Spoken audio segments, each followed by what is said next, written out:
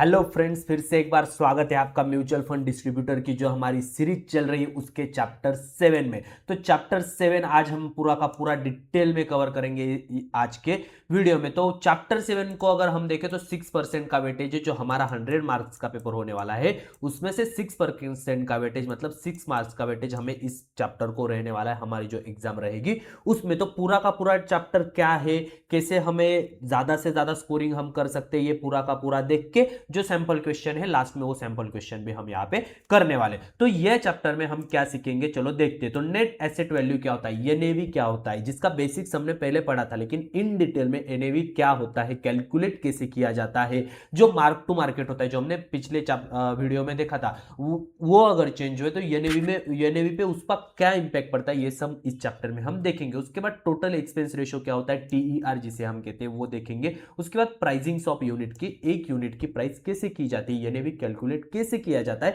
ये सब हम अभी चैप्टर में देखने वाले। सबसे पहले हम देखेंगे कि फेयर वैल्यूएशन प्रिंसिपल्स, कुछ तो सेबी ने रूल्स एंड रेगुलेशंस बताए हुए, कुछ फेयर वैल्यू प्रिंसिपल्स बताए हुए, वो क्या है वो हम स्टडी करेंगे। उसके बाद हम देखेंगे computation of net asset value of the scheme की, एनएवी को कैलकुलेट कैसे करना है। अगर एसेट की प्राइस बढ़ जाती है तो उसका इंपैक्ट एनएवी पे क्या पड़ता है, अगर एसेट की प्राइस कम हो जाती है तो उसका इंपैक्ट क्या पड़ेगा, ये सब हम देखेंगे। उसके बाद डिविडेंड डिस्ट्रीब्यूशन, जो भी उसके नॉर्म से डिविडेंड डिस्ट्रीब्यूशन के, वो सब हम यहाँ पे देखेंगे। उसके बाद हम देखेंगे concept of entry and exit load.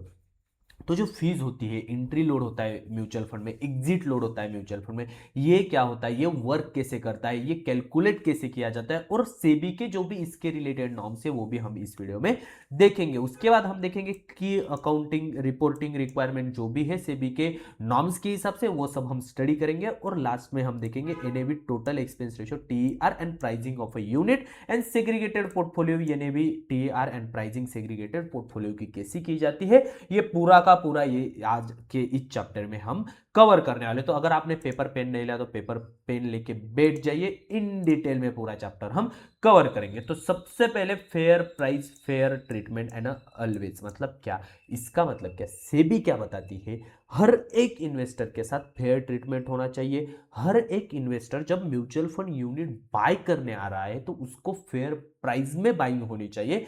इसी के लिए सेबी का जो नॉर्म्स है या ये चैप्टर पूरा का पूरा इसके ही ऊपर डिजाइन किया गया है।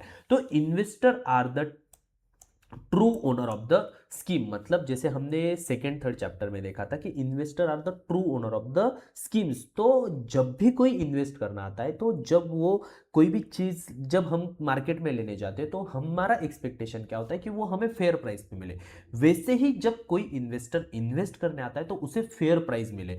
ऐसा ना हो कि कोई इन्वेस्टर आया उसे 10 रुपए पे एक यूनिट मिल रहा है और कोई इन्वेस्टर आता है उसे 11 रुपए पे मिल रहा है, ये फेयर प्राइस नहीं हुई, ये फेयर रिटर्न नहीं हुआ। तो ये इथिकल प्रैक्टिसेस के लिए सेबी बोलता है कि हर एक इन्वेस्टर के लिए फेयर प्राइस होना चाहिए और हर एक इन्वेस्टर के साथ फेयर ट्रीटमेंट होना चाहिए। ओके, तो इसका जो हमारे 10 फेयर वैल्यूएशन प्रिंसिपल जो सेबी ने बताया उसके हिसाब से पहला है fairness, ensure fair treatment to all investor existing new and redeeming, मतलब हर एक इन्वेस्टर के साथ, मतलब जो पहले इन्वेस्टर है उनके साथ भी, जो नए इन्वेस्टर इन्वेस्ट करने के लिए आ रहे हैं उनके साथ भी, और अगर कोई अपना रिडीम करना चाहता है, अपनी इन्वेस्टमेंट अगर रिडीम करना चाहता है तो उसके साथ भी, हर एक के साथ फेयर फुल ट्रीटमेंट यहाँ पे हो। उसके बाद accuracy, okay, use accurate and reliable data for valuation of the investment, मतलब कोई भी इन्वेस्टमेंट की जब वैल्यूएशन की जाती है तो एक एप्रोप्रिएट डाटा के साथ, इंडस्ट्री स्टैंडर्ड्स के साथ हो। अगर इक्विटी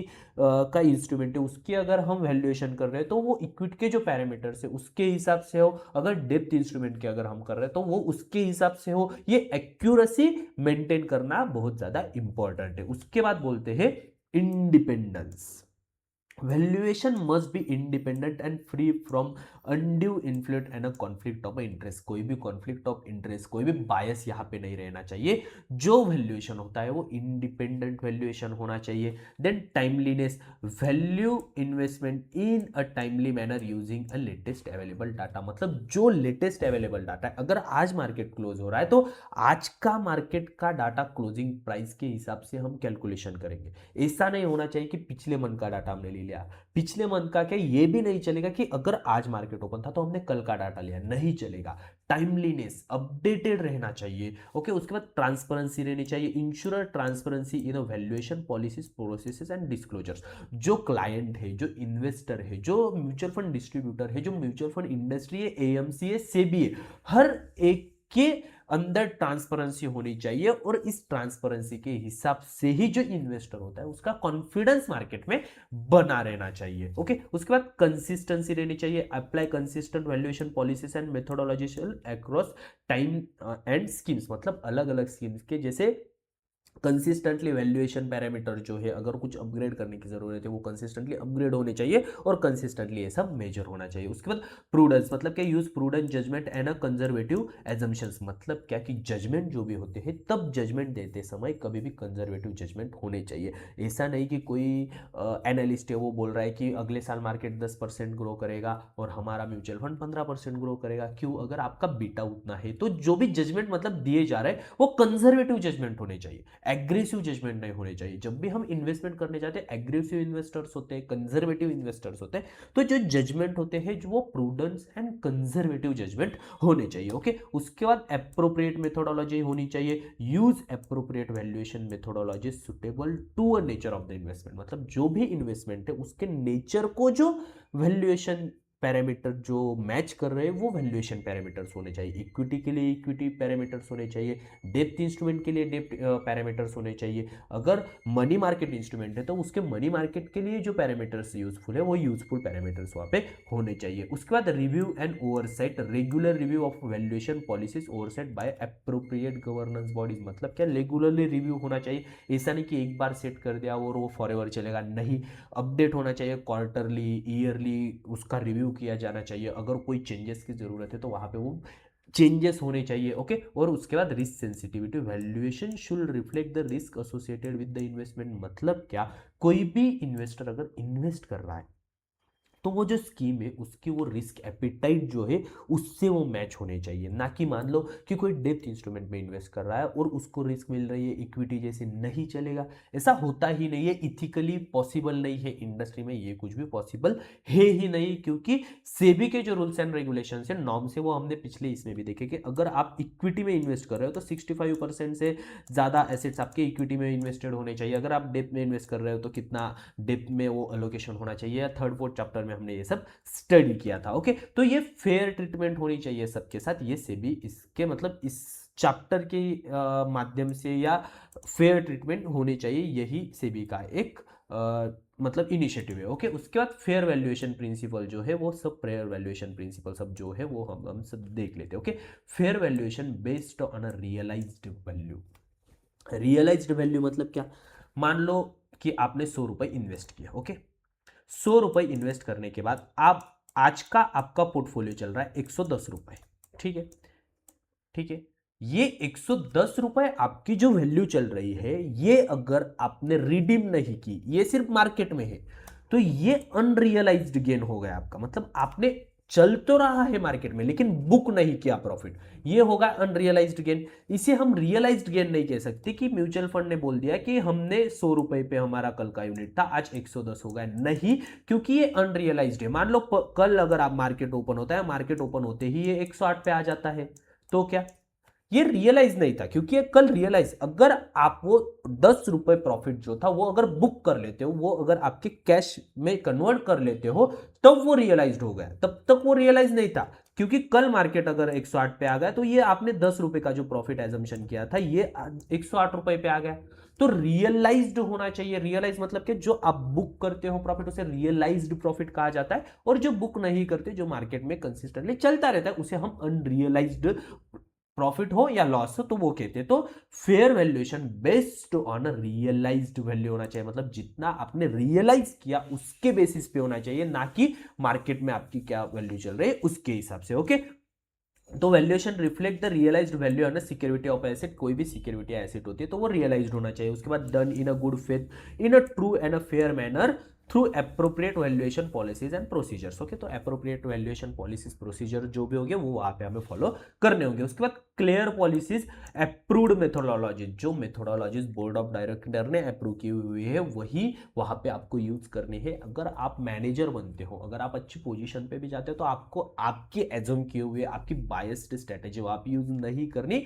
जो अप्रूव्ड की गई है उस फंड के हिसाब से, जो हमने फंड जब बिल्ड कर रहे थे तब जो सब डिसाइड हुआ है वही सब वहां पे करना होगा। ओके, उसके बाद consistent valuation with the process of execution, मतलब जब भी आप वैल्यूएशन कंसिस्टेंटली होना चाहिए, मतलब मार्क टू मार्केट जिसे हम कहते हैं। मार्क टू मार्केट मतलब आज की कौन सी वैल्यू, आज हमने अगर कोई रियलाइज गेन किया है, अगर हमने लॉस भी आज रियलाइज किया है, तो वो सब हमें वहां पे कंसिस्टेंटली अपडेट करना होगा। ओके, उसके बाद पीरियडिक रिव्यू, गवर्नेंस, ओवरसेट, मतलब पीरियडिक क्वार्टरली ईयरली रिव्यू होना चाहिए, और गवर्नेंस पॉलिसीज में अगर कोई चेंज करना है तो वो सब होना चाहिए। Okay, periodic review of valuation policies and procedure to be ensure appropriateness, accuracy and effective implementation. क्योंकि अप्रोप्रिएटनेस रहे, एक्यूरेसी रहे और इफेक्टिव इंप्लीमेंटेशन हमारी पॉलिसी का रहे। Board of trustees and board of AMC to be updated and appropriate intervals. तो ये board of trustee और बोर्ड ऑफ डायरेक्टर जो होते हैं उनका काम होता है कि वो अप्रोप्रिएट जितने भी इंटरवल होते हैं उसमें अप्रोप्रिएट पॉलिसीज का अपडेट करते रहे। Policies and procedure to be viewed by independent auditor at least once a year, मतलब इंडिपेंडेंट ऑडिटर के थ्रू एटलीस्ट वंस ईयर में एक बार इंडिपेंडेंट ऑडिटर से ये सब प्रोसीजर्स फॉलो की जानी चाहिए, और पॉलिसीज जो भी है हमारी वो रिव्यू की जानी चाहिए। ओके, ये बात ध्यान में रखो। ओके, उसके बाद addresses conflict of interest, valuation policies and procedures approved by a board of AMC should seek address any conflict of interest. अगर कोई कॉन्फ्लिक्ट ऑफ इंटरेस्ट होता है तो वहां पे अप्रोप्रिएटली वो एड्रेस किया जाना चाहिए। ओके, ट्रांसपेरेंट डिस्क्लोजर्स होना चाहिए, disclosures of valuation policies and procedures for each category of securities asset where the scheme will invest, कहाँ पे इन्वेस्ट कर रही है इसके डिस्क्लोजर्स होने चाहिए। उसके बाद डिस्क्लोजर्स इन एसएआई जो हमारा डॉक्यूमेंट होता है स्कीम रिलेटेड डॉक्यूमेंट, इसमें वो होना चाहिए। एएमसी एमएफ म्यूचुअल फंड की जो वेबसाइट होती है वहाँ पे वो ट्रांसपेरेंट सब डिस्क्लोजर्स होने चाहिए, कहाँ पे इन्वेस्ट कर रहे हैं, अगर इन्वेस्टमेंट थीसिस बदलता है वो थीसिस क्यों बदला, अगर इन्वेस्टमेंट का डाइवर्सिफिकेशन हम चेंज करें, अगर इन्वेस्टमेंट का वेटेज हम कहाँ पे चेंज करें, वो सब वहाँ पे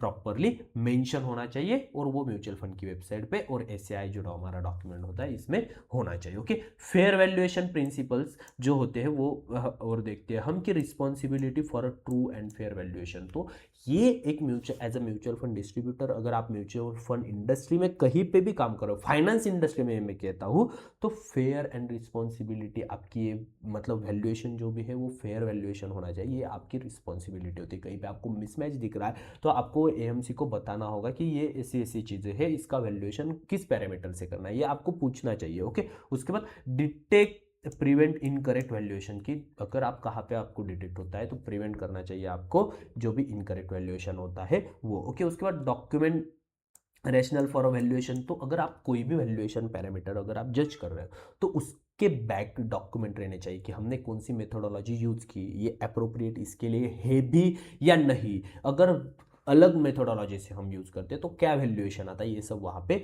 डिस्क्लोजर्स होने चाहिए, उसको back by some documents, back by some thesis होना चाहिए। ओके, उसके बाद use market prices for fairness and debt and money market securities, मतलब जो मार्केट में लाइव प्राइस होते हैं वो यूज करो ताकि फेयरनेस रहे, और डेप्थ सिक्योरिटीज के लिए कुछ पैरामीटर्स होते हैं जो हम आगे आने वाले देखेंगे कि कौन से डेप्थ सिक्योरिटीज के लिए हम पैरामीटर्स उसकी वैल्यूएशन के लिए यूज करते हैं। ओके, अब वैल्यूएशन ऑफ सिक्योरिटीज। ओके, तो कोई भी सिक्योरिटी जब आप वैल्यू कर रहे हो तो वो सिक्योरिटी हम कैसे वैल्यू करें, तो कुछ मनी मार्केट इंस्ट्रूमेंट्स होते हैं उसे कैसे वैल्यू करना है, इक्विटी को वैल्यू कैसे करना है, डेप्थ इंस्ट्रूमेंट को कैसे वैल्यू करना है, नॉन ट्रेडेड सिक्योरिटीज को कैसे वैल्यू करना है, ये सब हम यहाँ पे देखेंगे। Okay, how mutual fund valuation works, तो सबसे पहले investors money invested in a portfolio of a security, कोई भी जो भी पोर्टफोलियो ऑफ सिक्योरिटी होती है वहां पे एज ए इन्वेस्टर आप आपका मनी इन्वेस्ट करते हो। उसके बाद value of a security and NAV होता है, जो एनएवी आपको दिखता है कि एनएवी कोई भी म्यूचुअल फंड में जब आप जाते हो इन्वेस्ट करने तो वहां पे एनएवी होता है। ये एनएवी कैलकुलेशन किस बेस पे होता है कि आपकी जो स्कीम में आपने इन्वेस्ट किया है उस स्कीम में कौन से एसेट्स अवेलेबल है। मान लो 50% यहाँ पे इक्विटी है, 50% यहाँ पे डेप्थ है, तो ये कौन सा म्यूचुअल फंड हो गया। अगर आपने हमारा थर्ड फोर्थ वीडियो अगर देखा है तो आपको पता होगा ये हो गया हमारा हाइब्रिड, क्योंकि यहाँ पे इक्विटी प्लस डेप्थ दोनों का कॉम्बिनेशन है। ओके, ये तो आपको पता ही होगा, ये पूरा डिटेल में वहां पे हमने कवर किया था। तो ये एप्रोप्रिएटनेस होना चाहिए, ये आपको डायरेक्टली आपके एनएवी पे रिफ्लेक्ट करता है। मान लो इक्विटी की वैल्यू कल बढ़ती है तो आपकी एनएवी भी कल बढ़ेगी। मान लो इक्विटी की वैल्यू अगर कल कम होती है तो आपके एनएवी की वैल्यू भी कम होगी। तो एज अ इन्वेस्टर आपका एनएवी, आपका जो पोर्टफोलियो है उसकी वैल्यू दर्शाता है। ओके, ये चीज तो आपको ध्यान में आ गई, ठीक है।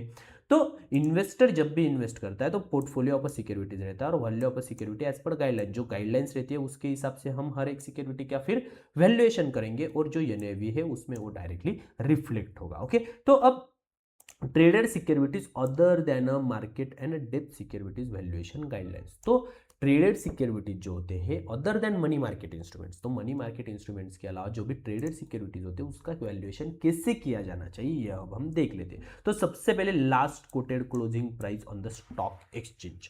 जब भी कभी आप किसी भी सिक्योरिटी का वैल्यूएशन करने जाते हो, मान लो मैं आज रिलायंस का वैल्यूएशन कर रहा हूं, ठीक है, मेरा पोर्टफोलियो है, मेरे म्यूचुअल फंड पोर्टफोलियो में रिलायंस का मैंने ले रखा है। तो रिलायंस अगर लिया हुआ है तो कौन सा हो सकता है, इक्विटी हो सकता है, ये तो फिक्स हो गया हमारा। रिलायंस लिया हुआ है इसका मतलब लार्ज कैप भी हो सकता है, क्योंकि लार्ज कैप कंपनी रिलायंस है। ओके, तो रिलायंस का अगर मेरे पोर्टफोलियो में इंक्लूड है तो क्या बोल रहे हैं, सबसे पहले last coated closing price of the stock exchange, मतलब आज अगर मान लो आज का लास्ट कोटिंग प्राइस मतलब कितना 315 को जो हमारा मार्केट क्लोज होता है तब का जो लास्ट क्लोजिंग प्राइस रहता है, लास्ट कोटेड प्राइस, वो वहां पे होना चाहिए। कोई भी सिक्योरिटी लो, हम रिलायंस का एग्जांपल ले रहे हैं। ओके, ये हमें ध्यान में आ गया कि मान लो आज का क्लोजिंग प्राइस रिलायंस का था 1050 रुपीज, तो 1050 रुपीज वहां पे दिखाना चाहिए, ठीक है। उसके बाद if traded on a more than one exchange use the exchange where it principally traded, मतलब मान लो अब रिलायंस का ही हम लेते हैं, रिलायंस एनएससी पे भी लिस्टेड है, बीएससी पे भी लिस्टेड है। तो अब इन दोनों में से कहाँ का प्राइस लेना है, क्योंकि इन दोनों में थोड़ा बहुत मिसमैच रहता है। मिसमैच कितना रहता है, 0.15 0.15 भी नहीं, 0.05 0.10 इतना मिसमैच होता है। कई बार कई सिक्योरिटीज में ऐसा होता है जहाँ पे लिक्विडिटी कम होती है, वहाँ पे नॉर्मली ऐसी सिचुएशन आपको दिख जाएगी। लेकिन म्यूचुअल फंड जब इसमें इन्वेस्ट कर रहा है तो लाखों करोड़ रुपए इन्वेस्ट कर रहा है, तो ये 0.5% भी 5-10 लाख रुपए का घाटा या मुनाफा कर सकता है। तो ये चीज वहां पे ध्यान में रखना जरूरी है। तो वहां पे क्या बोलता है सेबी कि एक एप्रोप्रिएट एक्सचेंज आपको डिसाइड करना होगा कि हम एनएससी का प्राइस कोट करेंगे या बीएससी का करेंगे। और अगर आप जो एक्सचेंज डिसाइड भी कर रहे हो वो AMC chooses the appropriate exchange and record reasons in writing, कि क्यों हमने बीएससी का प्राइस लिया, क्यों हमने एनएससी का प्राइस लिया, ये भी आपको रिकॉर्ड देना होगा, ठीक है। ये हमें सेबी बताती है। Once an exchange is selected for a security record returns for any change in writings, अगर कोई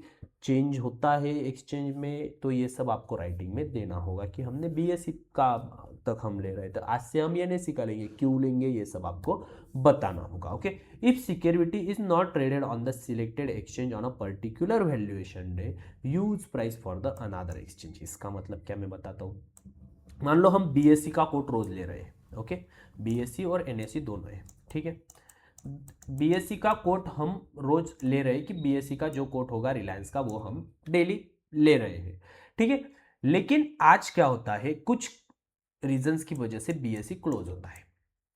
ऐसा कभी होता नहीं, बट हम ये रूल्स जो बने हुए हैं, रूल्स तो बने हुए हर एक सिचुएशन के लिए। अगर रहा तो दोनों एक्सचेंज मतलब पूरा स्टॉक मार्केट ही बंद रहेगा, अगर नहीं तो एक कोई तो शुरू रहेगा, ठीक है। तो अगर बीएससी क्लोज होता है तो इस सिचुएशन में हम इस एक्सचेंज का कोट आज का ले सकते हैं। आया ध्यान में कि दोनों का कोट चल रहा है, लेकिन सिर्फ बीएससी आज अगर बंद है तो हम आज का क्लोजिंग प्राइस के लिए बीएससी का ना लेते हुए हम एनएससी का ले सकते हैं, अगर एनएससी स्टार्ट है तो, ठीक है। ये बात आपको ध्यान में आ गई। ओके, तो यही हमें बताया गया है। ओके, उसके बाद if not traded on any exchange, मतलब अगर किसी भी एक्सचेंज पे ट्रेडेड नहीं किया जाता on valuation day use the value for earliest previous day, मतलब क्या ये भी समझाता हूं। मान लो आज 10 तारीख है, कल 9 तारीख थी, तो ये सिंपल है, मतलब कल का ही प्राइस लिया जाता है वैसे तो। अगर आज ट्रेड नहीं हो रहा तो कल का प्राइस लेना होगा हमें, सिंपल। अगर आज मान लो दिवाली की छुट्टी है तो अगर आज अगर छुट्टी है तो हमें कल का प्राइस मतलब प्रीवियस डे का जो प्राइस होगा वो हमें लेना होगा क्लोजिंग प्राइस। ये वैसे ही रहता है, फिर तो कुछ मार्केट अगर ऊपर नहीं तो एनएवी में कुछ ज़्यादा फर्क वैसे दिखता ही नहीं। लेकिन अगर डेप्थ सिक्योरिटी है तो वहाँ पे आपको चेंजिंग दिखाई देगा। हाइब्रिड सिक्योरिटी है तो डेप्थ का इंटरेस्ट तो आपका चलता रहेगा, इक्विटी मार्केट बंद है लेकिन डेप्थ का इंटरेस्ट तो चल रहा है, तो ये इस सिचुएशन में ये आपको थोड़ा सा वहाँ पे ध्यान रखने की ज़रूरत है। तो अगर मार्केट क्लोज है तो प्रीवियस डे का हम वहाँ पे लेंगे। Use the price from the earliest previous day provide it to a not more than 30 day prior to the valuation date. इसका मतलब क्या, 30 दिन से पुराना प्राइस नहीं होना चाहिए भाई। अगर 30 दिन तक मार्केट बंद है तो वो प्राइस नहीं चलेगा कि हम 30% मतलब ये मंथ मार्केट बंद है और हमने कल पिछले मंथ का प्राइस ले लिया, ये नहीं चलेगा। क्यों, इसका भी से भी बताती है कि 30 डे तक अगर कोई भी सिक्योरिटी अगर मार्केट में ट्रेड नहीं हुआ तो वो as a non traded security उसे ट्रीट किया जाता है। ठीक है, तो आप कल का ले सकते हैं, मान लो कल भी मार्केट बंद था तो परसों का ले सकते हो, सिंपल वे। सैटरडे संडे हमारा मार्केट क्लोज होता है तो मंडे ओपनिंग को हम कौन सा प्राइस लेते हैं, फ्राइडे का लेते हैं, यही बता रहा है। लेकिन 30 दिन तक ही मार्केट बंद था, 30 दिन तक ही वो सिक्योरिटी अगर ट्रेड नहीं हुई तो क्या, ये सिचुएशन है। तो 30 दिन तक अगर कोई सिक्योरिटी ट्रेड नहीं होती तो उसे डायरेक्टली नॉन ट्रेडेड सिक्योरिटी ऐसा सेबी के रूल्स के हिसाब से ट्रीट किया जाता है। ठीक है, ये अगले स्लाइड में देखेंगे हम। ठीक है, तो उसके बाद what is the non traded security. फिर जैसे मैंने बताया ट्रेडेड सिक्योरिटी का तो हमने देख लिया कि ट्रेडेड सिक्योरिटीज का क्या, कि एक एक्सचेंज डिसाइड करो उसका लो, कल का अगर मार्केट बंद है तो परसों का ले लो, ये सब। नॉन ट्रेडेड सिक्योरिटीज क्या, 30 दिन तक अगर किसी भी एक्सचेंज पे कोई सिक्योरिटी ट्रेड ही नहीं होता तो treated as a non traded security, value in a good faith, and उसके हिसाब से उसका एनएवी कैलकुलेट किया जाता है। मतलब क्या कि कोई भी सिक्योरिटी अगर किसी एक्सचेंज पे 30 दिन से ज्यादा तक ट्रेड नहीं होता तो उसे नॉन ट्रेडेड सिक्योरिटी कहा जाता है। और तब तक जो प्रीवियस कोड रहेगा वो, मतलब मान लो आज से 20 दिन तक अगर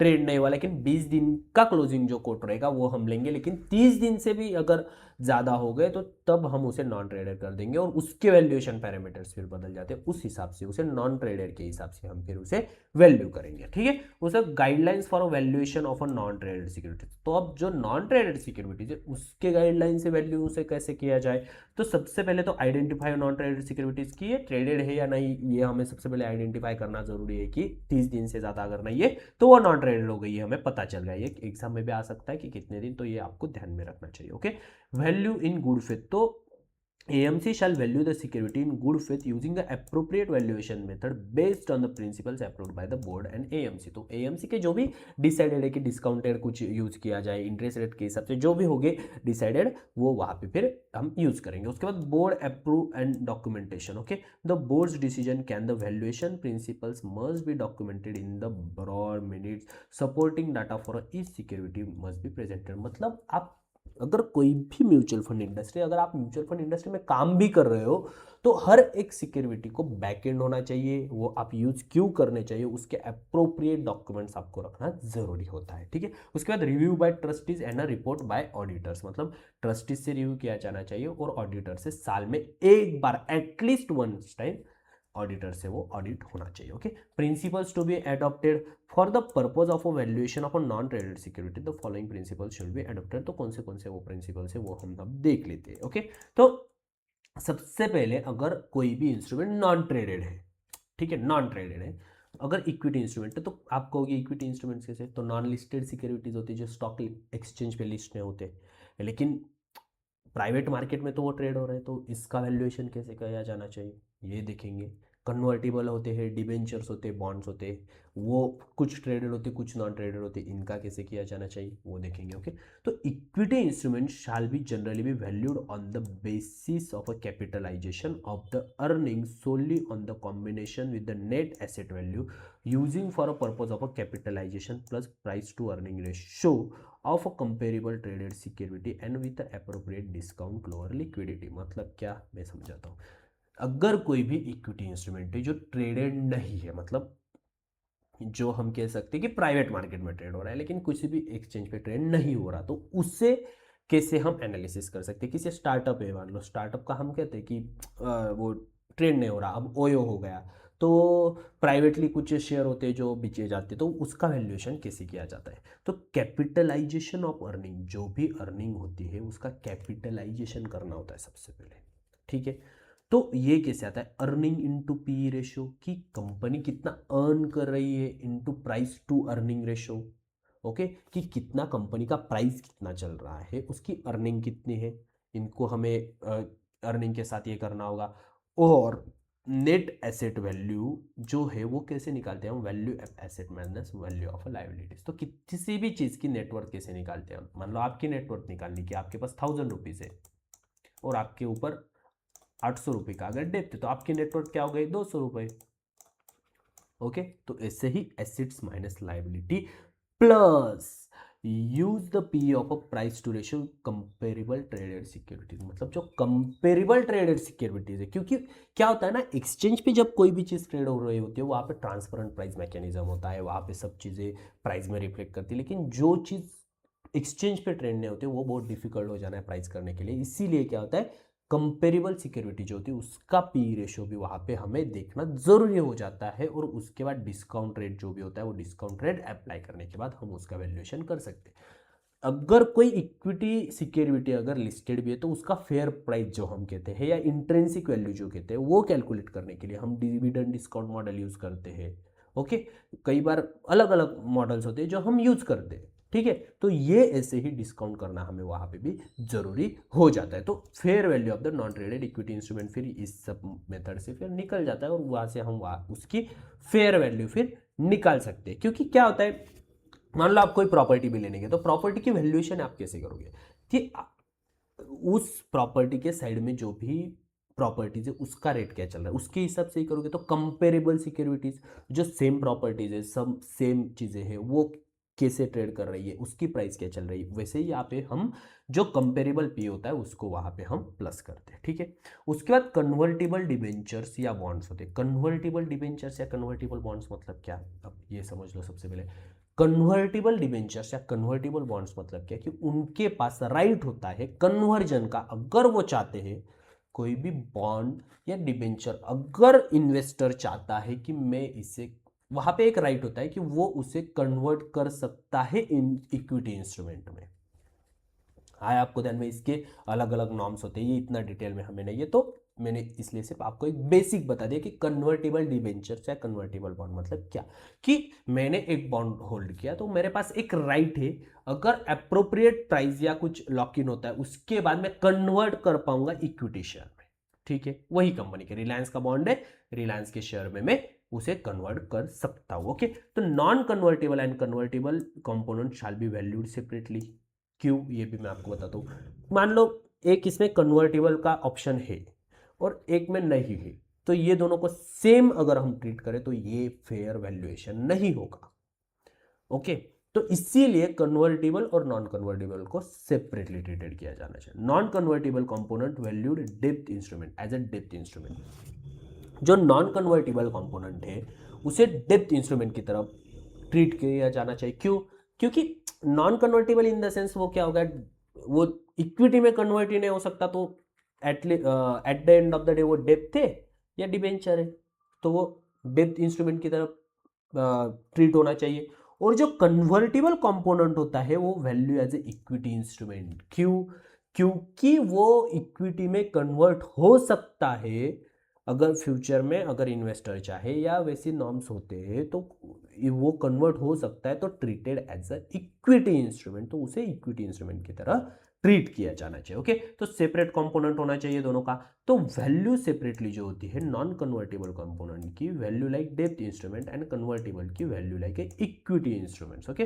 तो अब स्पेशल कंसिडरेशन यहाँ पे होता है। वो स्पेशल कंसिडरेशन क्या होता है हम देख लेते हैं। After conversation if resultant equity will be treated as a pari passu with an existing treated instrument, adopt the value of the instrument, okay, and apply appropriate discount for a non-trader during the period of the preceding conversion. जब वो conversion होता है तो apply जो भी वहाँ पे parameters होते हैं, जैसे कि उसे डिस्काउंट किस रेट पे किया जाना चाहिए या बाकी सब, वो वहाँ पे अप्लाई होते हैं। और factors in whether the conversion is optimal, मतलब जहाँ पे ऑप्शनल होता है, factors in whether the conversion is optional, कई जगह पे ऑप्शनल होता है अगर चाहो तो कर सकते हो, नहीं तो नहीं। तो जहाँ प्रॉफिट, मान लो अगर शेयर का प्राइस ज़्यादा है तो कन्वर्ट करते हैं, नहीं तो डिबेंचर्स वाले वहाँ पे इंटरेस्ट लेते हैं। ओके, और फाइनल वैल्यू जो होती है वो फेयर वैल्यू कन्वर्टेबल इंस्ट्रूमेंट की जो भी होती है वो, जो इक्विटी अगर है तो इक्विटी के हिसाब से ट्रीट करो, कन्वर्ट कर लेते हो तो इक्विटी के हिसाब से ट्रीट करो, और अगर कन्वर्ट का ऑप्शन है तो डेब्ट के हिसाब से उसे ट्रीट किया जाता है। अब warrants to subscribe for a shares, warrants can be valued at the value of a share which would be obtained on the exercise the warrant reduced by the amount payable of the exercise of the warrant। मतलब exercise करने के समय उस warrant का जो भी amount payable है उसके हिसाब से वो वारंट्स ट्रीट किए जाते हैं। ओके, तो value of the share obtain on the exercise, मतलब वो वारंट अगर एक्सरसाइज किया जाता है, ओके, तो कितने शेयर ऑब्टेन किए जाएंगे उसे कहा जाएगा market value of the share. Okay, उसके बाद amount payable on exercise of a warrant, मतलब एक्सरसाइज अगर करते हो वारंट तो कितनी अमाउंट पे करनी होगी, एक्सरसाइज प्राइस, और माइनस उसके बाद discount for a non tradability unit warrant can be exercise similar discount as a convertible debenture. तो कन्वर्टिबल डिबेंचर्स का जो डिस्काउंट होता है वो यहाँ पे भी अप्लाई होता है, और उसके हिसाब से फिर फेयर वैल्यूएशन यहाँ पे किया जाता है। तो फेयर वैल्यूएशन करने की हमें कहीं पे भी मतलब जरूरत आपको पेपर में भी नहीं है,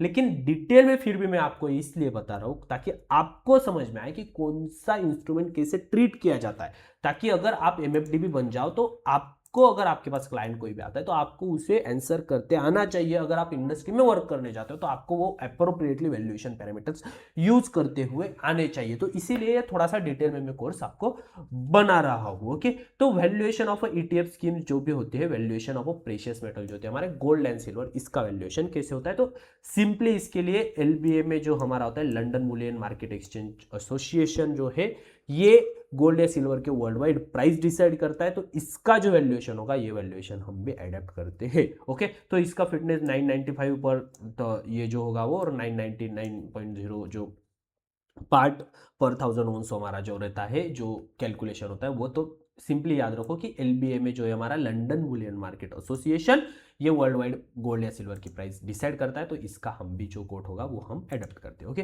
तो अब हम आते हैं हमारे इंपॉर्टेंट कंसेप्ट पे, computation of a net asset value की। कोई भी म्यूचुअल फंड अगर होता है तो उसकी जो नेट एसेट वैल्यू होती है एनएवी, वो कैलकुलेट कैसे की जाती है। ओके, तो सबसे पहले एक एग्जांपल के साथ समझने की कोशिश करते हैं हम। मान लो एक investor have bought 20 crore units at 10 rupees. एक इन्वेस्टर है जिसने 20 करोड़ शेयर बाय किए एट द रेट ऑफ कितना, 10, मतलब 10 रुपए को एक 20 करोड़, तो टोटल कितना हुआ, 20 करोड़ की 10 रुपए का एक 200 crore. Simple simple. Okay, 200 crore 10 into 20, 200 crore crore. Okay, ठीक है, यहाँ तक समझ में आ गया। ओके, अब ये टोटल मोबिलाइज वैल्यू कितनी हो गई फिर, 200 करोड़। इसका मतलब क्या कि इस फंड में अब टोटल वैल्यू कितनी हो गई इन्वेस्टेड, 200 करोड़, क्योंकि इन्वेस्टर ने पूरा का पूरा पैसा डाला हुआ है, 20 करोड़ यूनिट खरीदे, 10 रुपए की वैल्यू थी, पूरा का पूरा 200 करोड़ अभी इन्वेस्टेड है। ओके, तो अब यहाँ पे मान लो ये जो फंड है, ये फंड हमारा हाइब्रिड फंड है, एग्रेसिव हाइब्रिड फंड है। ठीक है, 140 crore invested in equity appropriated by 10%। मतलब क्या, ये फंड में, अब हाइब्रिड फंड है इसलिए क्या होता है, यहाँ पे कुछ पैसा जो है वो इक्विटी में इन्वेस्ट होता है और कुछ पैसा डेब्ट में इन्वेस्ट होता है। ठीक है, ये पता है आपको कि हाइब्रिड फंड कैसे काम करता है, ये हमने एक पूरा कवर किया था। तो इक्विटी में 140 करोड़ इन्वेस्ट होता है और यहाँ पे 60 करोड़ इन्वेस्ट होता है। 200 करोड़ में से 140 करोड़ इक्विटी, 60 करोड़ डेब्ट इंस्ट्रूमेंट में इन्वेस्ट किया। ठीक है, तो अब ये जो इक्विटी में इन्वेस्ट किया हुआ पैसा है ये अप्रिशिएट होता है 10% से, ऐसा बताया गया हमें। तो 140 करोड़ का 10% मतलब कितना, 14 करोड़। ये तो आपको ध्यान में आ गया। ठीक है, सिंपल। ठीक है, मतलब क्या कि एक इन्वेस्टर ने एक फंड में इन्वेस्ट किया, वो हाइब्रिड फंड था, मतलब हाइब्रिड फंड मतलब वो इक्विटी में कुछ पैसा इन्वेस्ट करेगा, डेब्ट में कुछ करेगा। तो उस फंड ने क्या किया, कुछ पैसा इक्विटी में इन्वेस्ट किया, 140 करोड़ इसमें इन्वेस्ट किया, और डेब्ट में 60 करोड़ इन्वेस्ट किया। अब जो इक्विटी में इन्वेस्ट किया, मान लो इक्विटी में रिलायंस में इन्वेस्ट किया है, तो रिलायंस का वैल्यू बढ़ा, तो जो इक्विटी का कंपोनेंट था वो 10% से बढ़ा, तो 140 करोड़ का 10% कितना हुआ, 14 करोड़। तो 14 करोड़ रुपीज इक्विटी साइड बढ़े। ठीक है, यहां तक समझ में आ गया भाई। ओके, उसके बाद balanced 60 crore placed in the bank deposit and money market instruments. तो ये जो 6 करोड़ था इसे मनी मार्केट इंस्ट्रूमेंट्स में या डेब्ट सिक्योरिटीज में रखा गया। ठीक है, तो इनकम एक्सपेंसेस जो है हमारे, interest and dividend received 8 crore, expense paid, and ये जो अभी ये जो है इसके जो है अब इंटरेस्ट एंड डिविडेंड रिसीव्ड, मतलब ये जो हमारा कंपोनेंट है इस पे हमें इंटरेस्ट रिसीव हुआ। बैंक में अगर आप रखते हो, किसी भी डेब्ट इंस्ट्रूमेंट में रखते हो तो उस पे इंटरेस्ट मिलेगा। तो वो इंटरेस्ट कितना मिला हमें, 8 crore rupees, 8 crore. Okay, interest and dividend बोला उसने, इसने इस 14 करोड़ यहाँ पे और डिविडेंड, मतलब दोनों मिला के मोटा मोटा हमें 22 करोड़ के आसपास का प्रॉफिट हुआ है भाई। ठीक है, ओके। तो ये चीज़ आपको ध्यान में आ गई कि दोनों में इन्वेस्ट किया, यहाँ से कुछ पैसा अप्रिशिएट हुआ, यहाँ से कुछ पैसा अप्रिशिएट हुआ, 2 साल बाद 4 साल बाद जो भी टाइम होराइजन होगा तब। ओके, तो अब यहाँ से हम एनएवी इसकी कैलकुलेट कैसे करेंगे ये हमें सीखना होगा। ठीक है, तो अब लायबिलिटी एंड एसेट्स दो सेक्शन हो गए यहाँ पे। तो लायबिलिटी क्या हो गई for mutual fund, mutual fund के लिए लायबिलिटी क्या है, यूनिट कैपिटल।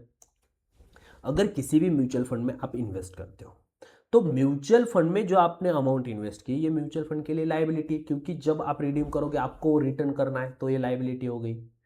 ये बात ध्यान में आ गई आपकी। ओके, तो प्रॉफिट जो है कंपनी के 8 करोड़ इंटरेस्ट एंड डिविडेंड से मिला।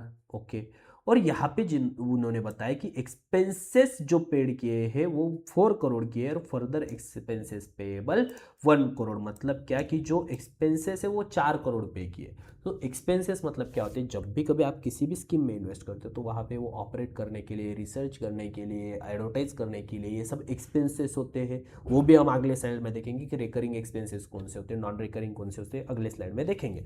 तो वो जो एक्सपेंसेस थे उसमें 4 करोड़ गए और 1 करोड़ जो एक्सपेंसेस है वो देने के बाकी है। मतलब 4 करोड़ टोटल एक्सपेंस है, 1 करोड़ देने के बाकी, 3 करोड़ पे कर दिए। ठीक है, तो एक्सपेंसेस यहाँ पे आ गया 3 करोड़। ओके, अब कैपिटल एप्रिसिएशन जो हुआ हमारा, यहाँ पे जो कैपिटल एप्रिसिएशन हुआ 140 करोड़ का 10% कितना हुआ, 14 crore capital appreciation. Okay okay, अब यूनिट होल्डर का जो फंड है टोटल वो कितना हो गया, 200 करोड़, प्लस जो एप्रिसिएशन हमारा हुआ वो एप्रिसिएशन, प्लस ये 8 करोड़ माइनस एक्सपेंसेस करने के बाद जो बचा वो।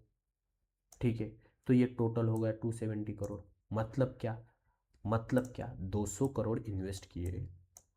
ओके, एप्रिसिएशन कुछ तो हुआ, कुछ इक्विटी में हुआ, कुछ डेब्ट में हुआ। ठीक है, वो पूरा का पूरा एप्रिसिएशन कितना हुआ, वो पूरा का पूरा एप्रिसिएशन हुआ हमारा 200 करोड़ इन्वेस्ट किए। ओके, उसमें से एप्रिसिएशन हमारा हुआ 14 करोड़ यहाँ से इक्विटी से, प्लस 14।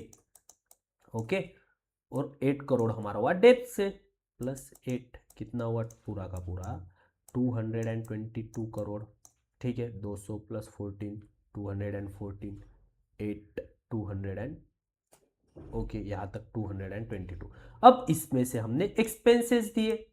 अगर आप किसी भी फंड में इन्वेस्ट कर रहे हो, मैनेजमेंट फी हो गई बाकी सब, तो वो एक्सपेंसेस कितने दिए हमने, कितना बताया उन्होंने, 4 crore.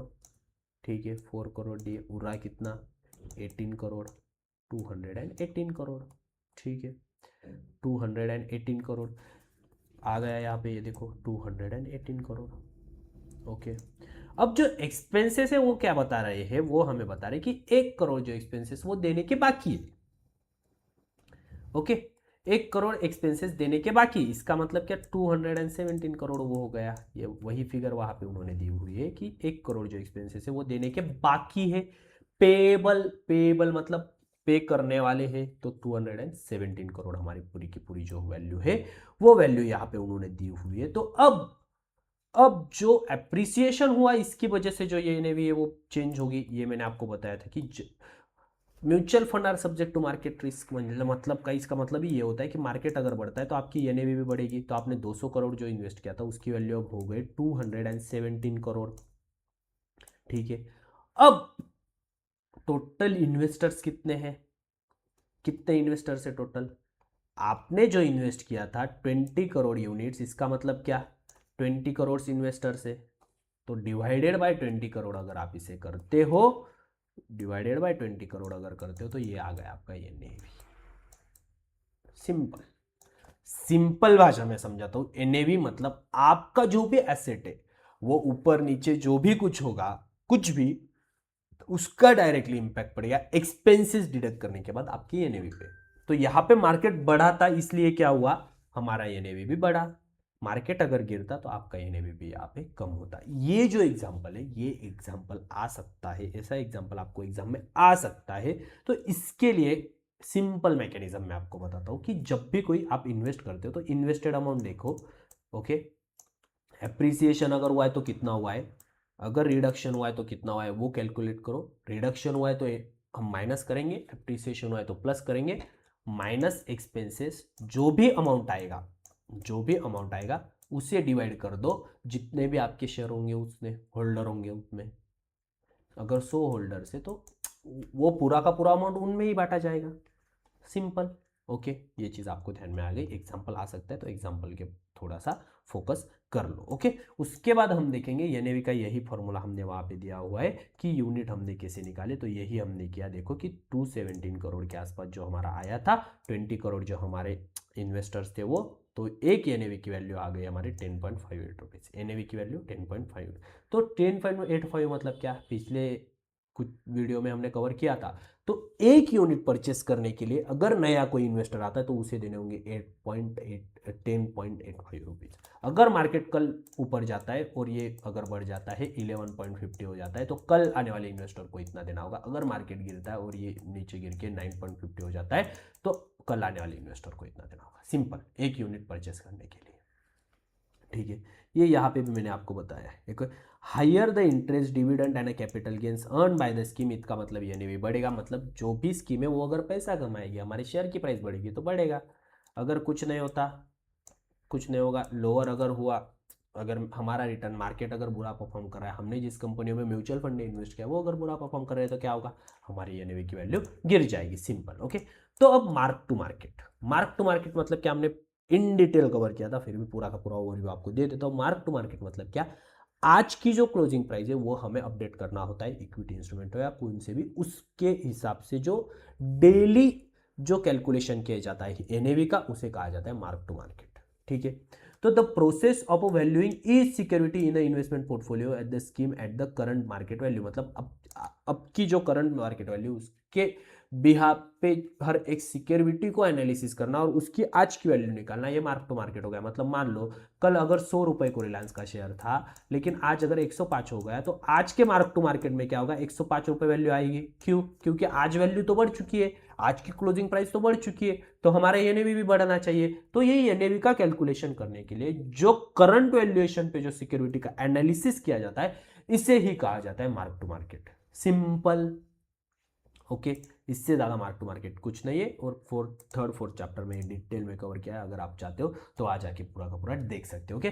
Total expenses in mutual fund scheme, अब हम बात करेंगे एक्सपेंसेस की कि कौन से एक्सपेंसेस होते हैं म्यूचुअल फंड स्कीम में, ओके। ओके, अब आता है हमारा टाइप्स ऑफ एक्सपेंसेस। तो सबसे पहले आता है इन्वेस्टमेंट मैनेजमेंट फी। जब जो भी आप इन्वेस्टमेंट अगर इन्वेस्ट करते हो तो वहाँ पे प्रोफेशनल मैनेजर होता है, उसकी मैनेजमेंट फी रहेगी, उसके बिहाफ पे बहुत और ज़्यादा बड़ी टीम वहाँ पे काम करती है, एक ही मैनेजर नहीं होता, रिसर्च रिपोर्टर्स होते हैं, रिस्क एनालिस्ट वाले अलग होते हैं, सब ये इसकी जो फी होती है ये वहाँ पे फी में जाएगी। उसके बाद ट्रस्टीज फी, जो भी ऑर्गेनाइजेशन है, ऑर्गेनाइजेशन का पूरी फीस तो आपकी जो इन्वेस्ट कर रहे हो, कंपनी अगर चल रही है तो वो पूरी की पूरी उसी पे चलेगी। उसके बाद distribution and marketing expenses, administration expenses जिसमें आता है रजिस्ट्रार हो गया, रेगुलेटरी हो गया, एचआर हो गया, जो भी सैलरी हो गया, एडमिनिस्ट्रेशन एक्सपेंसेस, ओके। उसके बाद स्टैट्यूटरी लेवीज टैक्सेस, जो भी टैक्सेस होते हैं, जीएसटी हो गया, वो सब पे करना होगा। और अदर परमिशेबल एक्सपेंसेस जो होते हैं वो सब एक्सपेंस वहाँ पे एप्लीकेबल होते हैं। लेकिन चिंता करने की कोई भी बात नहीं, अगर आप इन्वेस्टमेंट करने चाहते हो तो सेबी के नॉर्म्स के हिसाब से ये फी इतनी ज़्यादा जाती नहीं,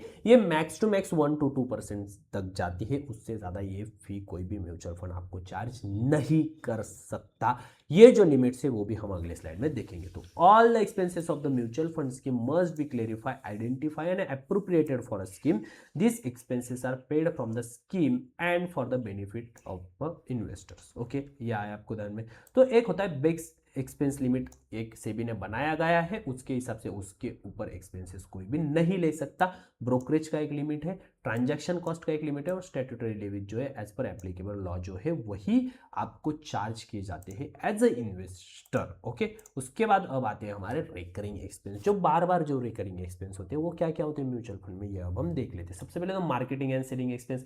मार्केटिंग कंटिन्यूसली स्कीम करती रहेगी, सेलिंग मार्केटिंग जो रहेगा वो एक्सपेंसेस है वो कंटिन्यूस रहेंगे। उसके बाद ब्रोकरेज कॉस्ट, जब भी कभी बाइंग या सेलिंग शेयर्स की होगी ये कंटिन्यूसली चलता रहता है, तो ये ब्रोकरेज कॉस्ट वहाँ पे आएगी। उसके बाद registered services for a transfer of units sold and redeem, अगर आप कोई भी यूनिट बाय करते हो तो ये ट्रांसफर हो, वो आपके अकाउंट में क्रेडिटेड हो, रजिस्टर्ड या ट्रांसफर, ये जो ये फीस लगती है। उसके बाद fees and expenses of a trustees, okay, ये भी रिकरिंग होती है, हर ईयरली ये पे की जाएगी। ओके, उसके बाद ऑडिट फी, ऑडिट अगर करते हैं तो ऑडिटर जो इंडिपेंडेंट ऑडिटर हायर किया जाएगा उसे ऑडिट फी देनी होगी। उसके बाद कस्टोडियन फी रहती है। उसके बाद cost related to investor communication, अगर आपको जो सर्विसेज रहती है वो प्रोवाइड की जाती है तो वहाँ पे भी जो लोग बैठे हुए हैं वो सैलरीज उनकी देनी होती है। Okay, cost of a fund transfer, cost of a providing accounts, आपको जो स्टेटमेंट इनकम डिस्ट्रीब्यूशन या ये जो बाकी स्टेटमेंट वो सब आ जाता है। Insurance premium paid by the fund, जो किसी भी फंड का एक इंश्योरेंस भी होता है कि अगर ये फंड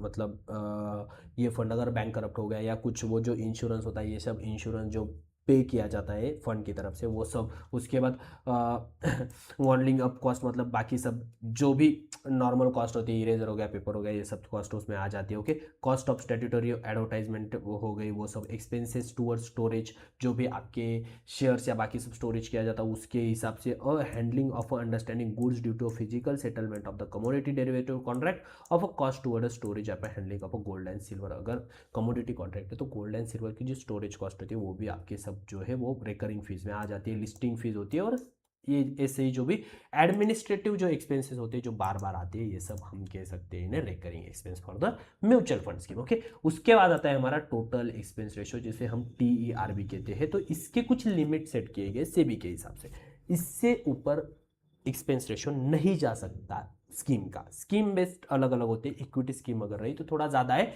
क्योंकि वो एक्टिवली मैनेज स्कीम होती है, वहाँ पे डिसीजन लेना होता है, थोड़े से एक्टिवली मैनेज वो करना पड़ता है, तो उसके कुछ एक्सपेंस रेशो के लिमिट सेट है।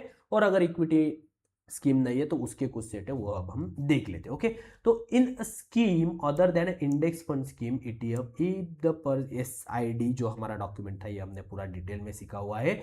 The scheme will be invest a minimum of 65% of the asset in equity related instrument will be consider as a equity oriented scheme. इसका मतलब क्या, अगर कोई भी स्कीम 65% से ज्यादा एसेट्स अगर इक्विटी में इन्वेस्ट कर रही है, मतलब स्टॉक्स में इन्वेस्ट कर रही है, तो वो ट्रीट की जाती है इक्विटी ओरिएंटेड स्कीम। अगर उससे कम अगर कोई स्कीम कर रहे हैं तो वो इक्विटी ओरिएंटेड स्कीम ट्रीट नहीं की जाती। ओके, ये बात आपको ध्यान में आ गई। ओके, तो अब टाइप ऑफ फंड्स जो है और उनका टोटल एक्सपेंस रेशो का लिमिट क्या है वो हम देख लेते हैं। Okay, investing in a liquid scheme, index fund scheme and exchange traded fund अगर है तो 0.90% से ज्यादा एक्सपेंस रेशियो आपका नहीं हो सकता। सेबी का रूल है, नहीं हो सकता। उसके बाद investing in a minimum of 65% of asset under management equity, मतलब ये इक्विटी ओरिएंटेड स्कीम हो गई। तो इक्विटी ओरिएंटेड स्कीम का भी 2.10% से ज्यादा एक्सपेंस रेशियो नहीं हो सकता।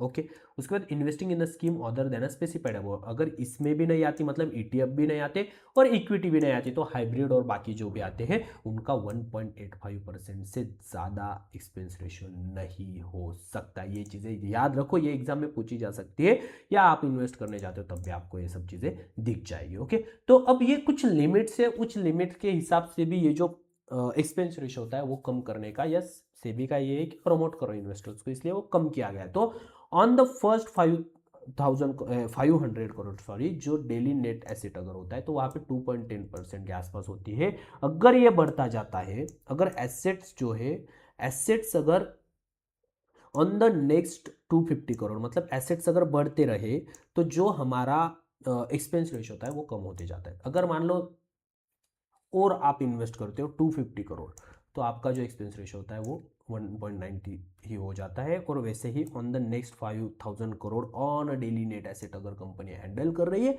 तो वहाँ पे 1.40 करोड़ ही हो जाता है आपका एक्सपेंस रेशियो। यही एक्सपेंस रेशियो के कुछ स्लैब है, ये आप देख सकते हो, लेकिन जो स्टैंडर्डाइज मैंने कही वही इंडस्ट्री में मोस्ट ऑफ द टाइम्स चलते। On the balance of asset हम कह सकते हैं कि ये एक्सपेंस रेशियो उन्होंने कुछ तो दिया हुआ है, लेकिन ये एक्सपेंस रेशियो के जो लास्ट वाली स्लाइड में मैंने देखा है वैसे ही एक्सपेंस रेशियो आपको चार्ज किए जाते हैं। तो अब हम कह सकते हैं कि क्लोज एंडेड इंटरवल स्कीम जो होते हैं, इक्विटी ओरिएंटेड स्कीम जो होती है, टोटल एक्सपेंस रेशियो 1% से ज़्यादा नहीं हो सकता, और अदर देन इक्विटी अगर रही तो 0.80% से ज़्यादा नहीं हो सकता क्लोज एंडेड फंड का। Okay, in addition to above mention limits the following expense may be charge on the scheme, मतलब क्या, ब्रोकरेज एंड ट्रांजैक्शन कॉस्ट हो गया, 0.06% of the trade value in case of a cash market transaction. अगर cash market transaction है तो 0.06% तक charge कर सकते हैं ब्रोकरेज एंड ट्रांजैक्शन कॉस्ट, और 0.02% in the trade value in case of a derivative transaction. अगर ट्रांजैक्शन डेरिवेटिव वाला है तो 0.02% वहाँ पे ब्रोकरेज या ट्रांजैक्शन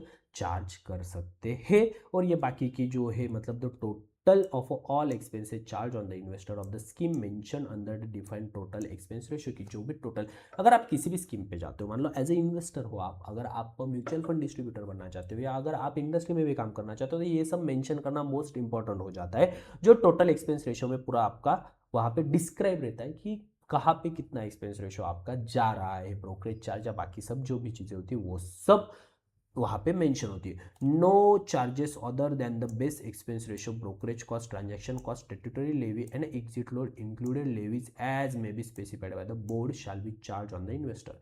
कि इसके अलावा ये जो है ब्रोकरेज हो गया, कस्टोडियन हो गया, या जो एक्सपेंस रेशियो, इसके अलावा कोई भी चार्ज नहीं कर सकते इन्वेस्टर को कोई भी म्यूचुअल फंड इंडस्ट्री या सेबी के नॉर्म से। ओके, ये आपको ध्यान में आ गया। उसके बाद हम देखेंगे valuation of a perpetual bond. अब परपेचुअल बॉन्ड मतलब क्या? परपेचुअल बॉन्ड मतलब ऐसे बॉन्ड जो कभी एक्सपायर ही नहीं होते कुछ स्कीम होती है जहाँ पे अगर आपने पैसा डाल दिया तो वो परपेचुइटी तक चलती रहती, मतलब वो एक्सपायर नहीं होते, उनकी एक्सपायरी नहीं रहती। तो ऐसी सिचुएशन में अगर परपेचुअल बॉन्ड में आपका फंड अगर इन्वेस्ट कर रहा है तो ये डिफिकल्ट हो जाता है उसका कॉस्टिंग करना या उसकी जो हमारी करंट वैल्यू है वो निकालना।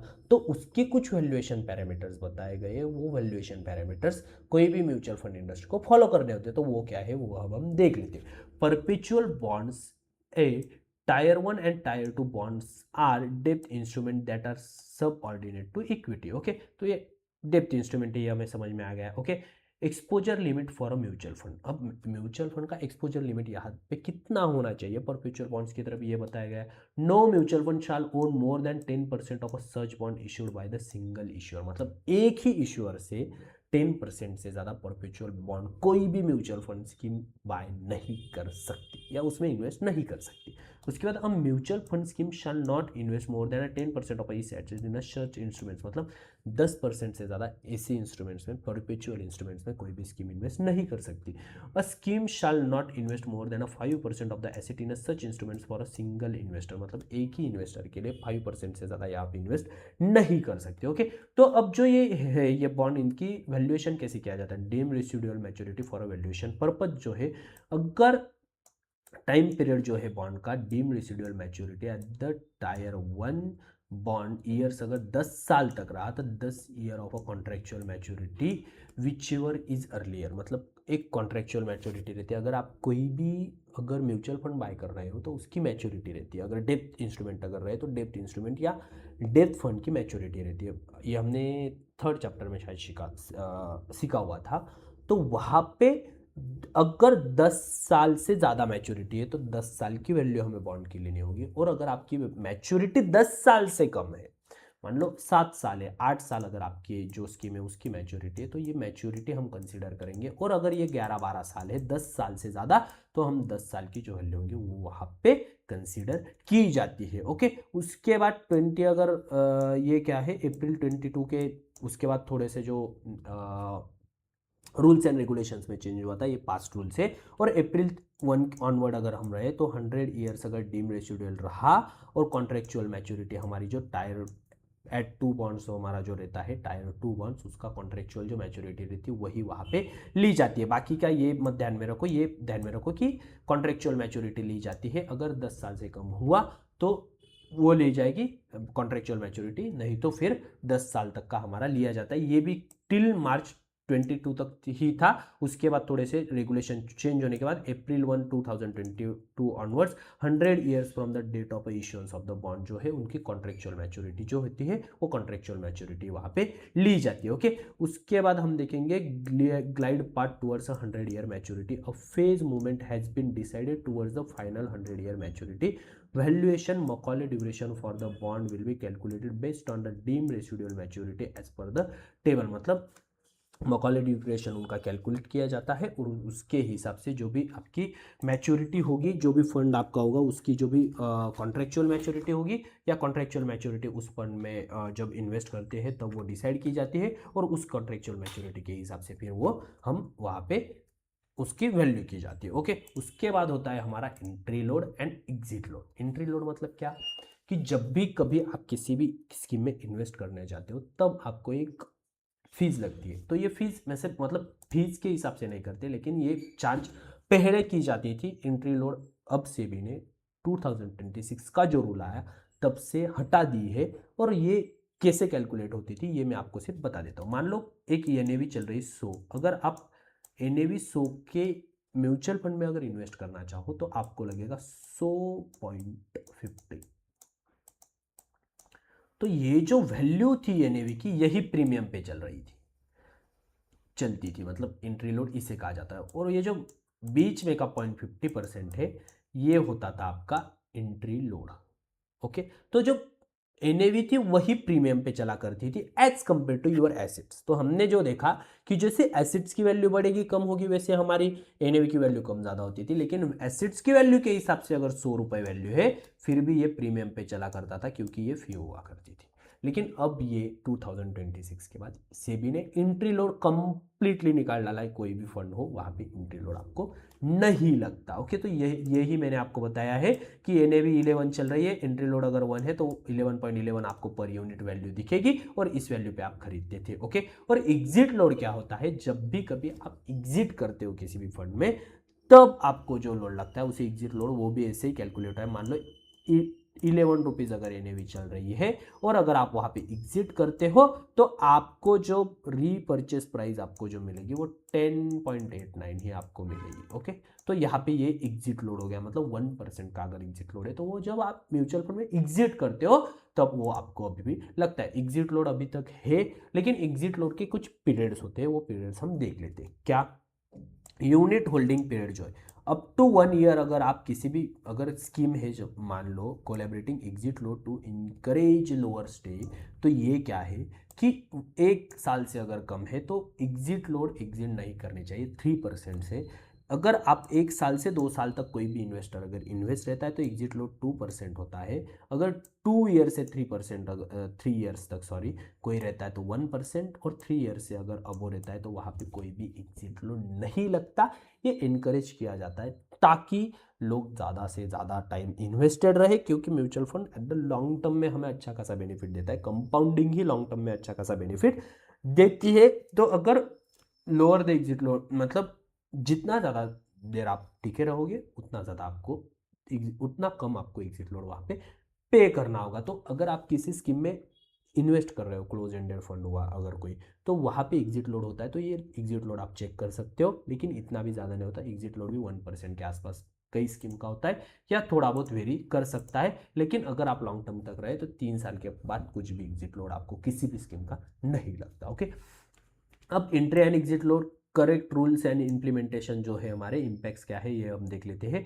अर्लियर सिनारियो में क्या होता था, जैसे मैंने आपको बताया एंट्री लोड था, लेकिन एंट्री लोड अभी नहीं रहा, एग्जिट लोड अभी तक है। तो एग्जिट लोड आपको अगर स्कीम पे अगर आपने वहाँ पे देखा अगर एग्जिट लोड वहाँ पे रहेगा तो वहाँ पे आपको वो एग्जिट लोड देना होगा। Okay, now that entry load is not allowed, sale price is equal to NAV. मतलब जो एनएवी है अभी 100 रुपये अगर एनएवी चल रही तो आपको 100 रुपये पे ही यूनिट मिलेगा, जो आपको 100.50 पे मिलता था वो अब नहीं रहा। ओके, उसके बाद करंट पोजीशन अगर हम देखें, SEBI has banned entry load, sale price need to be a same as a NAV. Okay, while changing in the exit load no distribution will be made among unit holder on the basis of a amount of a subscription. Any imposition and enhancement in the load shall be applicable only on the prospect investments, the partial along unit holder on exit load shall be made applicable on a portfolio level. अगर आप partial invest करते हो, कुछ पैसा निकालते हो, बाकी का रहने देते हो, तो पोर्टफोलियो लेवल पे आपको जो एग्जिट लोड होता वो लगेगा. Okay, no exit load will be charge on a bonus units and units allowed to reinvest of a dividends. इसका मतलब क्या, अगर आपको डिविडेंड्स के कुछ नए यूनिट, डिविडेंड देने के बजाय कंपनी क्या करती है, नए यूनिट्स आपको दे देती है. अगर आप चाहो तो वो डायरेक्टली एग्जिट कर सकते हो, तो उस पर आपको एग्जिट लोड नहीं लगेगा. अगर बोनस कोई यूनिट अगर आपको मिल रहा है तो बोनस पे भी आपको एग्जिट लोड वहाँ पे उस यूनिट्स पे नहीं लगता. Exit load have to be credited back to the scheme immediately, that is they are not available for AMC to bear selling expenses. इसका मतलब क्या, वो स्कीम में ही इन्वेस्ट किया जाता है. अगर कोई भी एग्जिट लोड अगर किसी भी इन्वेस्टर से लिया जाता है तो ये वो एएमसी को डायरेक्टली सेलिंग एक्सपेंसेस के लिए यूज नहीं किया दिया जाता. ओके, तो अब की अकाउंटिंग एंड रिपोर्टिंग रिक्वायरमेंट्स कुछ होती है, वो की अकाउंटिंग एंड रिपोर्टिंग रिक्वायरमेंट्स क्या है वो हम देख लेते हैं. Okay, distinct accounts and separate auditors. इसका मतलब क्या कि the account of the scheme need to be maintain distinct from the account of the AMC that audited. मतलब क्या कि जो स्कीम है उसके अकाउंटिंग डॉक्यूमेंट्स या ऑडिटेड डॉक्यूमेंट जो है वो अलग होने चाहिए पूरे एएमसी के डॉक्यूमेंट्स. मतलब एचडीएफसी से अगर आप कर रहे हो तो एचडीएफसी के स्मॉल कैप का पूरा अलग होना चाहिए, एचडीएफसी के मिड कैप का पूरा अलग होना चाहिए, एचडीएफसी के लार्ज कैप का पूरा अलग होना चाहिए, ताकि वो अकाउंट मिसमैच वहाँ पे कुछ भी ना हो. Okay, recognise norms and norms are permitted on when interest dividend bonus issue rights issue ETC should be reflected on the for account. तो ये सब नॉर्म्स उसके इंटरेस्ट और बाकी सब डिविडेंड्स के बनाए गए. वो एनएवी, डेब्ट fund, index fund and liquid fund. NAV is to be calculated on the 4 decimal places. ये चीज़ ध्यान में रखो कि 4 डेसिमल प्लेसेस मतलब क्या, एनएवी जो कैलकुलेट कर रहे हैं वो सिर्फ 10 अगर है तो 10 नहीं, 10.0005 भी अगर है तो वो 4 डेसिमल प्लेसेस तक कैलकुलेट की जानी चाहिए ऑन द, कहाँ पे, इंडेक्स फंड में, डेब्ट फंड में और लिक्विड फंड में, 4 डेसिमल प्लेसेस तक. ओके, डेसिमल प्लेसेस आपको पता है डेसिमल 1 2 3 4 तक होनी चाहिए, ताकि accurate and transparent picture investors तक हो. And NAV will be calculated on the 2 decimal places. NAV equity and balanced fund की 2 डेसिमल प्लेसेस तक वहाँ पे होनी चाहिए. ओके, फ्रैक्शनल यूनिट्स अगर हम देखें तो investor can be hold their units even a fraction of a 1 unit. However, current stock exchange trading systems may restrict a transaction on the exchange of the whole unit. Okay, तो इसका मतलब fraction में जो है investor can be hold their units even in a fraction of 1 unit. एक unit मतलब एक unit में आप खरीद सकते हो, एक यूनिट से मल्टीपल आप जितने भी चाहे खरीद सकते हो.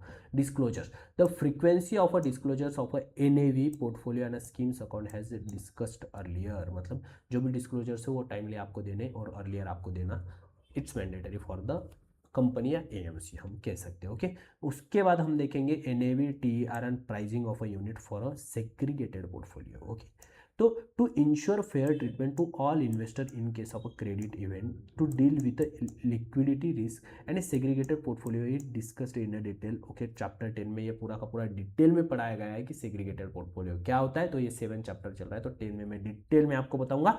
लेकिन कि प्रोविजन जो है वो हम देख लेते हैं कि AMC shall not charge investment and advisory fee on the segregated portfolio. तो AMC shall not charge investment and advisory fee on a segregated portfolio अगर रहा तो वहाँ पे वो चार्ज नहीं कर सकती. However TR excluding investment and advisory fee can be charge.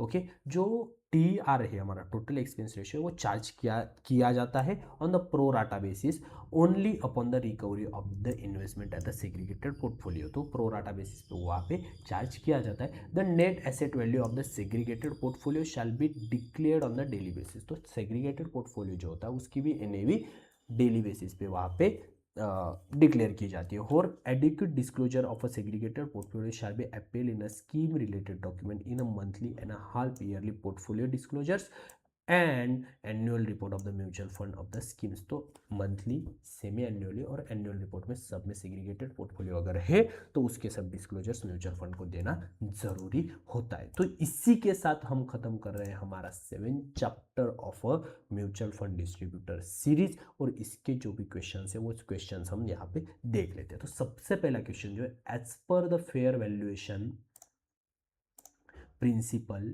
Lead out by SEBI it is mandatory to disclose the valuation policy in. तो ये जो वैल्यूएशन पॉलिसी है यह कहाँ पे डिस्क्लोज की जानी चाहिए। तो ये कहाँ पे स्टेटमेंट ऑफ एडिशनल इन्फॉर्मेशन में ये की जाती है। ये हमने 4th 5th चैप्टर में देखा था, लेकिन क्वेश्चन यहाँ पे आया तो मैंने ये क्वेश्चन यहाँ पे डाला है। तो SAI जो हमारा था, SAI, इसमें सब पॉलिसीज़ और बाकी सब चीज़ें इसमें डिस्कस की जाती है, हमने सीखा था। तो ये यहाँ पे क्वेश्चन उन्होंने यहाँ पे डाला तो मैंने यहाँ पे ले लिया। अगर आपने वो चैप्टर नहीं देखा तो देख लो, ताकि आपका कोई भी क्वेश्चन मिस ना हो और एक भी मार्क आपका मिस ना हो और आपका टारगेट ज़्यादा से ज़्यादा मार्क्स का स्कोरिंग का वहाँ पे रहे।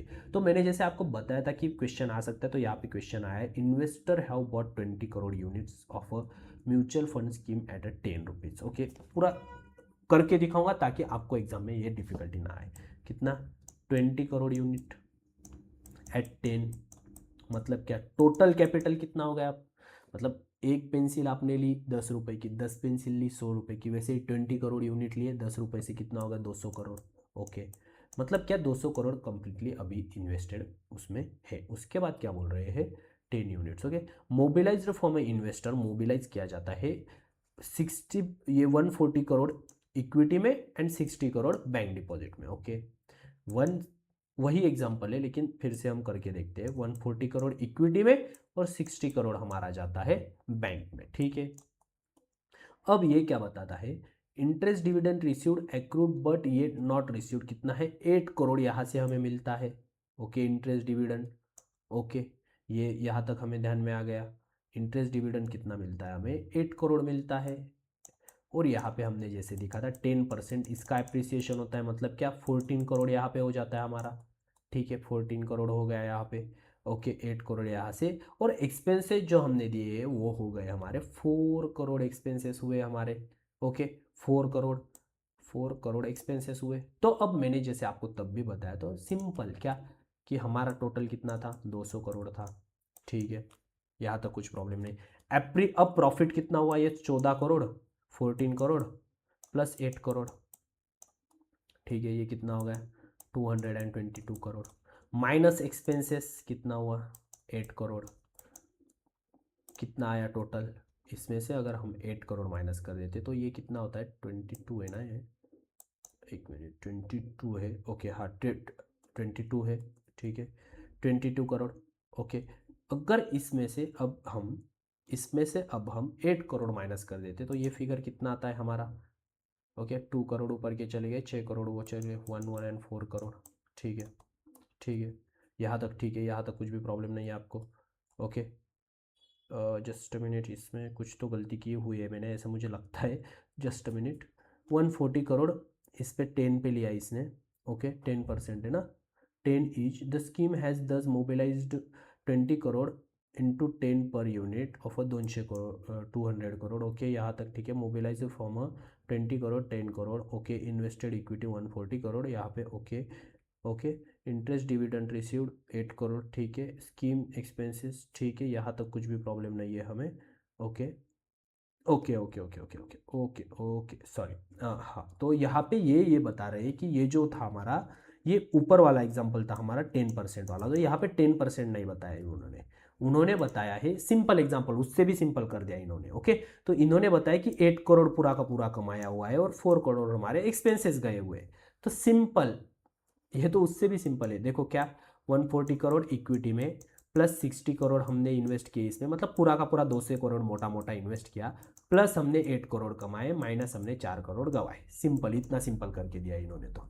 ओके, तो मतलब क्या, 2008 करोड़ माइनस 4 करोड़ हो गए 2004 करोड़, एंड डिवाइडेड बाय फिर 2004 करोड़ जो पूरे डिवाइडेड बाय कितने? 200 करोड़ जो यूनिट है, 200 करोड़ को हम यहाँ पे डिवाइड कर देंगे। ये आ गया हमारा, ये आंसर आ जाएगा। ये देखो यहाँ पे क्या हुआ है, इन्वेस्टमेंट दोनों मिला के 200 करोड़ जो थे हमारे वो। ओके, प्लस 8, इतना प्रॉफिट इतना एक्सपेंसेस। मतलब क्या, जैसे मैंने आपको तभी बताया था कि सबसे पहले क्या करेंगे, investment plus profit minus expenses, और जो भी आएगा आंसर, मान लो 100 आया तो जो भी यूनिट होल्डर है, 10 यूनिट होल्डर है उसमें बांट दो, 10 आ गया। सिंपल, इतना ही वो कैलकुलेशन है। ओके, अब थर्ड क्वेश्चन हम देख लेते। इन case of mutual fund scheme dividend can be paid only out of, तो डिविडेंड कहां से पेड किया जाना चाहिए? Simple, distributable surplus generated by the scheme. जो डिस्ट्रीब्यूटेबल सरप्लस होता है स्कीम का, स्कीम का वही से डिविडेंड पे किया जाता है, ये चीज़ ध्यान में रखो। ओके, प्रीमियम रिसीव नहीं, इसमें कुछ मतलब यही नहीं। यूनिट कैपिटल से डिविडेंड थोड़ी देंगी कंपनी। और मार्क टू मार्केट प्रॉफिट मतलब जो डेली हम कैलकुलेट करते हैं उसे मार्क टू मार्केट कहते हैं। तो ऐसे आप स्किप भी करते जा सकते हो, ये तो नहीं आ सकता। यूनिट कैपिटल मतलब क्या, एक यूनिट की जो ये रहती है वो, ये भी नहीं आ सकता। प्रीमियम रिजर्व अकाउंट ये भी नहीं आ सकता। तो distributable surplus generated by the scheme, जो डिस्ट्रीब्यूटेबल सरप्लस जनरेट कर रही है स्कीम वही डिस्ट्रीब्यूट करेगी, उससे ज़्यादा तो वो करेगी नहीं। तो उसका राइट आंसर है distributed surplus generated by the scheme. इसी के साथ हम हमारा 7 chapter of the mutual fund distributor series खत्म कर रहे हैं, और हम मिलते हैं फिर अगले चैप्टर में, जो कि हमारा 8 चैप्टर रहेगा म्यूचुअल फंड डिस्ट्रीब्यूटर सीरीज का। और इस सीरीज के लास्ट तक जाके पूरे चैप्टर देखो, और उसके बाद जो मैं यहाँ पे 100-200 क्वेश्चन का पूरा क्वेश्चन बैंक बनाने वाला हूँ वो देख लेना। अगर आप वो इन डिटेल ये चैप्टर करके वो क्वेश्चन बैंक करके जाते हो तो मैं गारंटी के साथ कह सकता हूँ कि आप 90+ स्कोर एग्जाम में जरूर करोगे। तो मिलते हैं अगले चैप्टर में, तब तक के लिए Bhupendra Gangude signing off. Happy learning, happy investing.